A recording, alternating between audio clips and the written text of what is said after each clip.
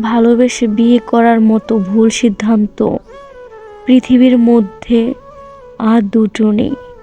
না পারবেন কাউকে বলতে, না পারবেন সহ্য করতে।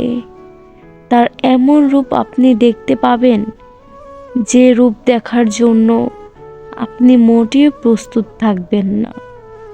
আপনি শুধু তাকে দেখবেন, তার ব্যবহার দেখবেন, আর মনে মনে আফসোস করবেন, এইটাই ভেবে, এই মানুষটা কি সেই যাকে আমি ভালোবেসেছিলাম?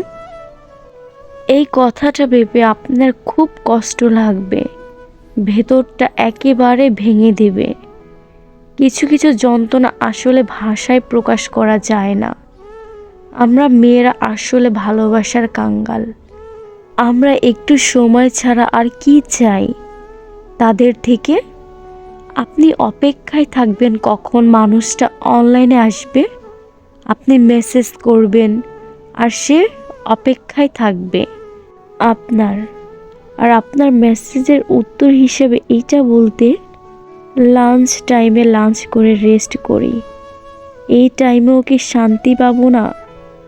এই একটা কথায় যথেষ্ট আপনার মনটাকে ছারখার করে দেওয়ার জন্য। আপনি শুধু এইটা ভাববেন, এই মানুষটাকে সেই মানুষটা যে আমার সাথে কথা বলার জন্য অপেক্ষায় থাকতো, যে দিনের অর্ধেকটা সময় আমাকে দিত। এর উত্তর খুঁজে আপনি পাবেন না। অতঃপর এটাই বুঝলাম, বেশি ভালোবাসা আশা করা, গুরুত্বের আশা করা শুধুই বোকামি ছাড়া আর কিছুই না। এইসব আশা তখনই করা যায় যখন মানুষটা সত্যি আপনাকে ভালোবাসে। ভালোবাসা আর ভালো লাগা এই দুটোর মধ্যে অনেক পার্থক্য। সময় খুঁজে প্রিয় মানুষের সাথে যোগাযোগ করা আর সময় পেলে যোগাযোগ করা, এই দুটোর মধ্যে অনেক পার্থক্য। এতদিন শুধু মন আর আবেগকে গুরুত্ব দিয়েছি, আর এখন শুধু বিবেককে গুরুত্ব দেব। এতদিন আমি যা ফিল করতাম, আজ থেকে তুমি তা ফিল করবে। এতদিন আমি ভাবতাম, আর এখন থেকে তুমি ভাববে। এই মানুষটাকে সেই যে আমাকে ভালোবাসতো, আমার জন্য পাগলামি করত।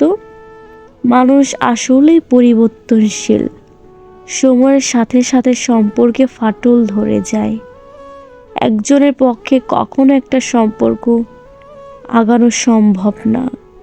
তাই বিয়ের মতো বড় একটা সিদ্ধান্ত নেওয়ার আগে ভাবুন, মানুষটা সঠিক কিনা, মানসিক শান্তিটুকু পাবেন কিনা।